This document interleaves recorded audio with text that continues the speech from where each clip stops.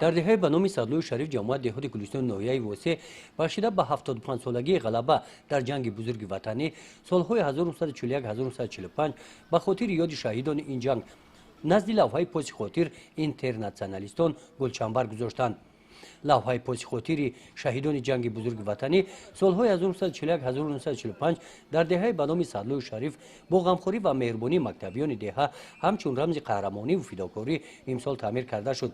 برای چنین اقدام در واخوری با مکتبیان اینترناسیونالیستان به خوانندگان اظهار منتداری بیان کردند.